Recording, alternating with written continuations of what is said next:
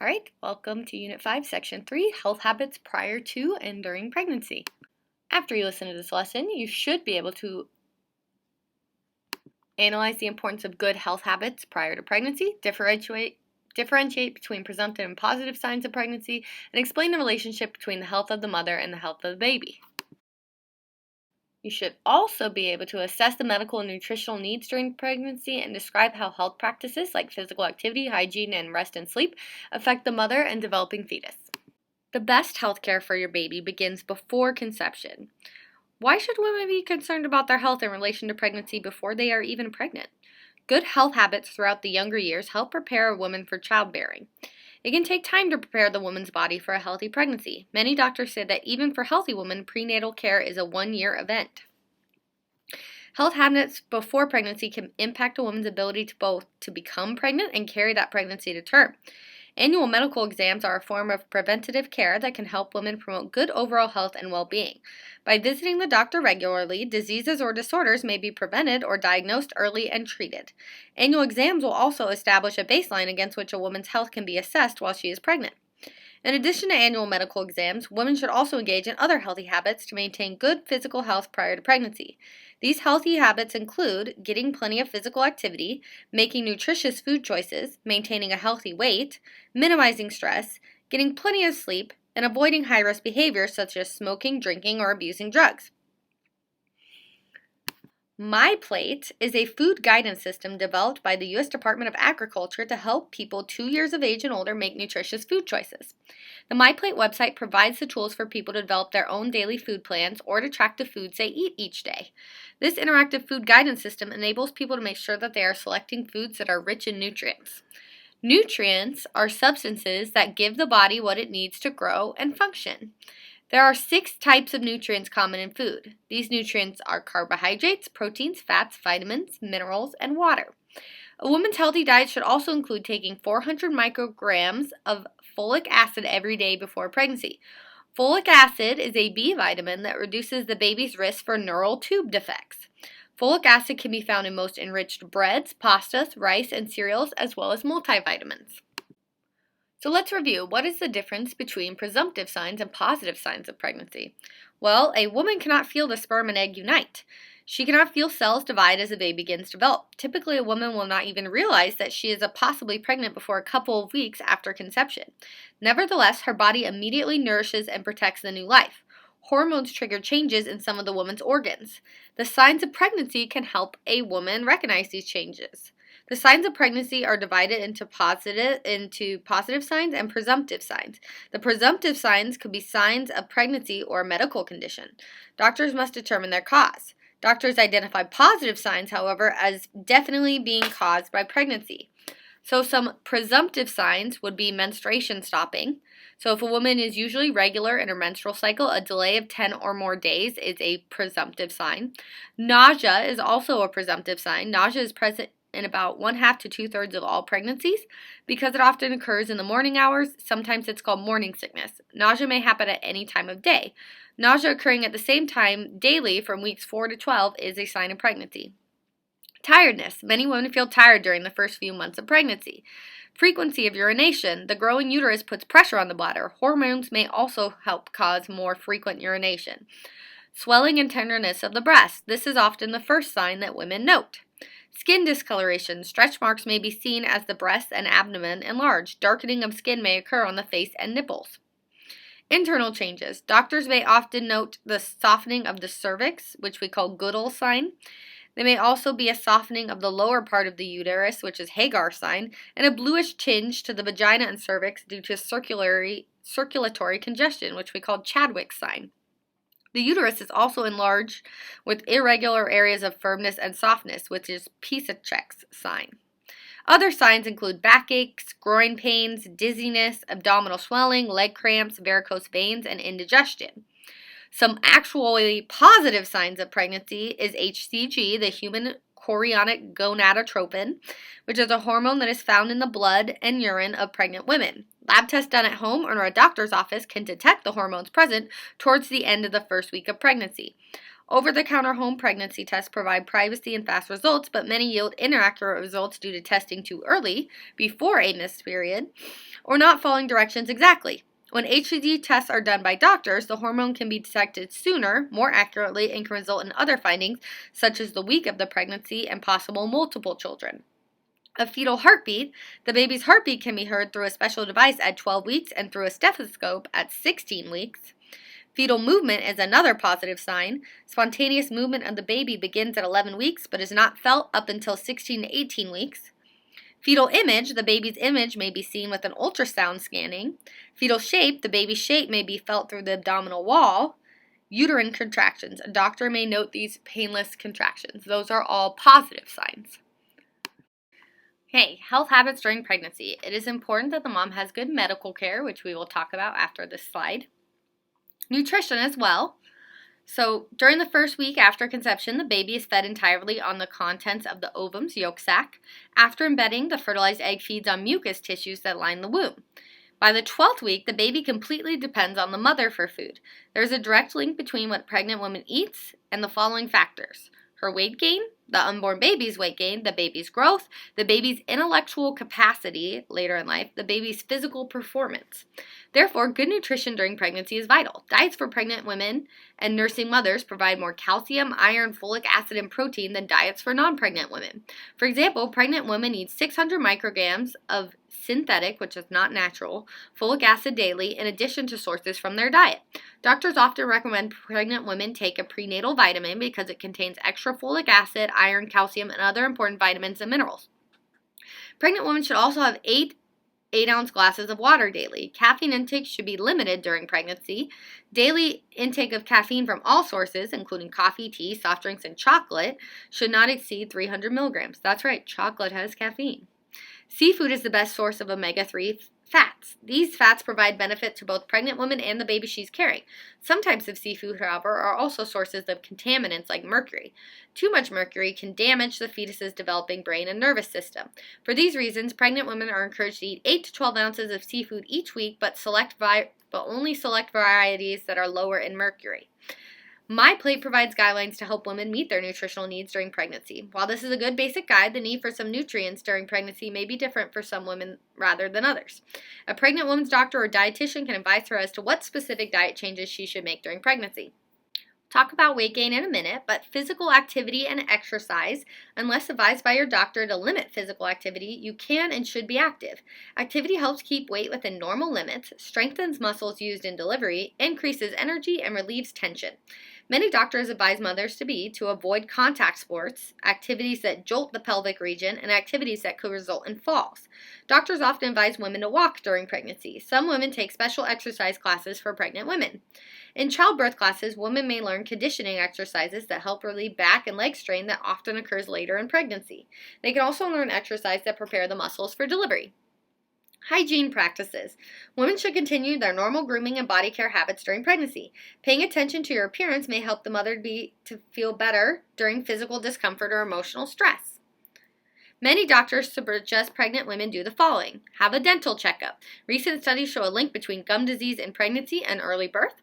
Avoid very cold or very hot baths and hot tubs. Wear comfortable clothes with low-heeled or flat shoes. Replace baths with showers or sponge baths during the last 4 to 6 weeks of pregnancy.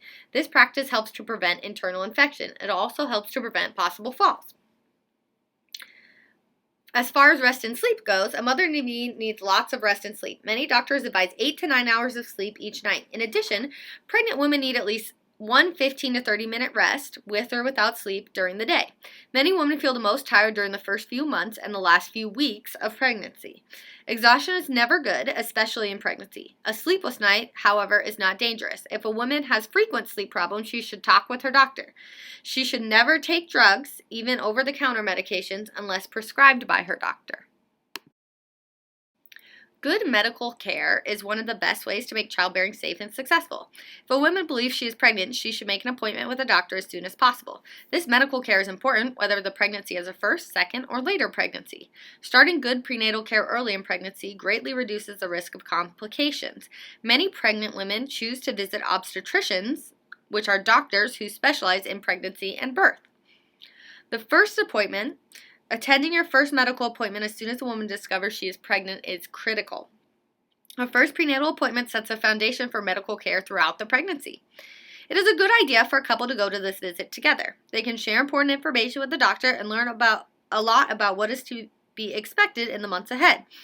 During the first appointment, the doctor will gather general information and health history, gather details on reproductive health, menstrual cycles, and any past pregnancies, answer questions about pregnancy, do a complete physical exam on the mother-to-be, advise the couple on health habits that they need to follow. Both parents are encouraged to be supportive of each other and following the healthful habits that the doctor prescribes. And then also they will give an estimate of the baby's due date, which will be given as the expected week. This will be adjusted later in the pregnancy. The length of a healthy pregnancy varies by as much as 37 days. Only about 5% of women deliver on their doctor's estimated due date, but 70% deliver within 10 days from this date. Some follow-up appointments. You are advised about follow-up appointments. Usually you will see a pregnant woman once a month during the first 6 months. Visits increase to twice a month during the 7th and 8th months. During the 9th month, you go once a week or more. Going to each of the follow-up appointments is important. Doctors will continue to carefully monitor the pregnancy. Through regular appointments, the chance of delivering a healthy baby increases, the discomforts of pregnancy may be lessened, and the couple will likely gain confidence. Beyond the planned appointments, couples should call their healthcare providers if any alarming symptoms arise between visits. As your pregnancy progresses, doctors may also perform several types of prenatal tests which help to monitor the health of the baby and the mother. These tests can help detect and in some cases correct abnormalities before they become too severe. They can also diagnose chromosomal disorders before birth and identify risk factors for the baby's development and delivery. There are 3 main blood tests that can screen for prenatal disorders. These tests are done by drawing blood from the mother. Because a blood test does not require insertion or cutting for the fetus, it poses no risk to the unborn baby. Other blood tests are used to check for conditions other than possible abnormalities in the fetus. Blood tests can screen for sexually transmitted infections at the mother's first medical visit. Another blood test, which is given at 6 or 7 months, screens for gestational diabetes. So the blood tests that you can get include the first trimester screen offered to all pregnant women between gestation weeks 11 to 14. It measures alpha-fetoprotein, HCG, and estriol, which is a protein found during pregnancy.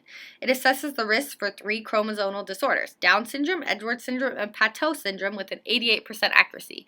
And this is the genetic test that Miss Jarvis got that also happened to tell her that her baby was a boy.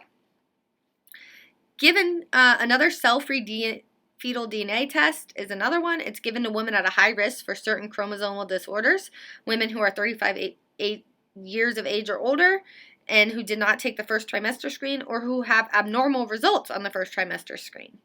Okay, this test is 99% accurate. And then there's a multiple marker screen. It's given between 15 and 20 weeks for women who did not take the first trimester screen or who are at risk for chromosomal disorders, who had an ultrasound test showing abnormalities. These test results reveal the fetus's risk for having a chromosomal disorder or neural tube defects like spina bifida. Other testings that doctors can do would be an ultrasound, which is a test in which sound waves bounce off the fetus to produce an image of the fetus inside the womb. The picture of the fetus on the ultrasound produces is called a sonogram.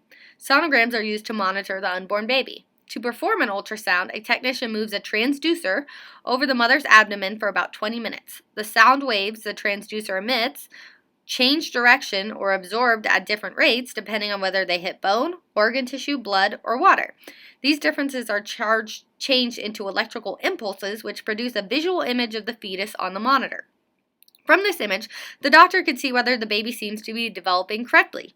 A 3D ultrasound can help specialists look at the seriousness of structural defects. For example, these machines can detect the thickness of a fluid-filled area behind the unborn baby's neck, which we call neutral translucency. This test can confirm Down syndrome early in the pregnancy and usually follows the first trimester screen if results of this test indicate abnormalities in the fetus.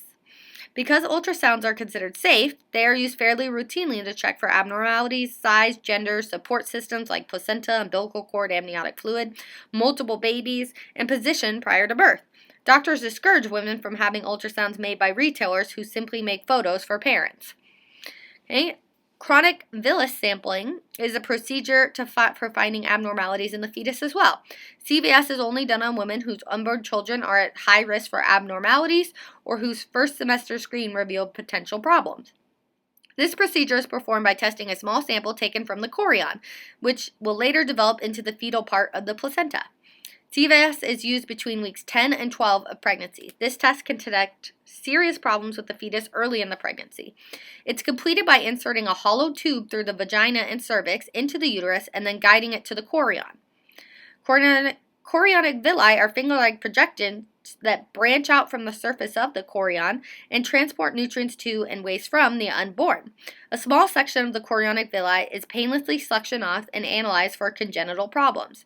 CVS has a very slight risk of 1% of infection, which can result in the loss of the baby. An amniocentesis is a prenatal test used to check for the presence of over 100 congenital conditions. A congenital condition is a physical or biochemical problem in a baby that is present at birth and may be caused by genetic or environmental factors. An amniocentesis is given using the same criteria that is used for CVS. Usually it checks for conditions like Down syndrome, Tay-Sachs disease, sickle cell anemia, and cystic fibrosis. To perform the test, a medical specialist inserts a needle through the abdominal wall into the uterus. An ultrasound is performed at the same time to position the needle. The specialist draws a small amount of fluid from the amniotic sac. Amniotic fluid provides much information because cells cast off by the fetus float in the fluid. These cells are cultivated in a lab for 3 to 5 weeks and then checked for congenital problems. Amniocentesis cannot be done until the fetus is 15 to 18 weeks old. At this time, there is enough amniotic fluid for the test. Due to the lab time required, the woman will be 20 to 21 weeks pregnant when she learns the results.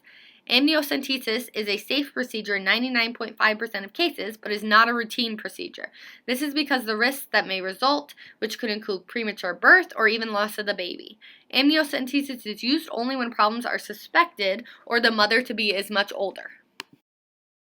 Now, as far as nutrition goes, let's talk about the different types of nutrients really quickly. Okay. There are carbohydrates. What do? They supply energy to the body consistently on short notice. Where can you get carbohydrates from? Fruits, vegetables, grains, and dairy products. Proteins help build and maintain your body's cells and tissues. You can get them from meat, poultry, fish, eggs, dairy products, legumes, beans, nuts, and seeds, and grains. Fats supply energy to the body when food is unavailable and cushion internal organs and insulate the body. Where can you find it? Meat and dairy products, vegetable oils, nuts and seeds, and other plant-based products. Vitamins regulate various body processes like blood clotting, the immune system, and maintaining healthy skin. You can get them from various foods depending on what type of vitamin you're looking for. Minerals promote normal growth and development, and again, various foods depending on what type of mineral you're looking for. And then water helps to regulate your body temperature, lubricates your joints, protects sensitive tissues, helps get rid of waste, and moves oxygen and nutrients throughout your body. It is recommended people drink 8 to 10 cups of water per day. As far as weight gain during pregnancy goes, experts suggest women who maintain a healthy weight gain approximately 25 to 35 pounds during pregnancy. The exact amount depends on your height and pre-pregnancy weight. Doctors also consider your BMI, which is a calculation of weight and height that helps determine body fat. Women who enter pregnancy underweight may be advised to gain a lot more. Overweight women may be advised to gain less than 25 to 30 pounds. More weight should be gained for multiples, such as 40 to 45 pounds for twins. To meet the nutrient needs for themselves and their babies, pregnant women often need about 340 to 450 more calories per day in the second and third trimesters. More calories are added for multiple babies. Weight gain during pregnancy is not all stored as fat. Much of the weight gain goes to the growing baby and the supporting tissues like the placenta. Doctors carefully watch how much weight a pregnant woman gains. Gaining too much puts extra strain on the heart and makes the doctor uncomfortable. Doctors also watch for sudden weight gain and unusual swelling. These conditions are serious and require immediate medical attention. Gaining too little weight is not good for the developing baby either. This can signal the baby is not growing properly or receiving enough nutrients. A woman should steadily gain a healthy amount of weight throughout her pregnancy. Typically, a pregnant woman will gain about 2 to 4 pounds during the first trimester. During the second and third trimesters, a gain of about 1 pound per week is common. Sudden weight loss or gain during pregnancy may indicate a medical problem. Alright, so this last thing to make you think. An acquaintance tells you that because she's pregnant, she doesn't have to exercise now. How would you respond to that acquaintance knowing all the stuff you know about health now? So think about that, and thank you for listening. This is the end of section 3.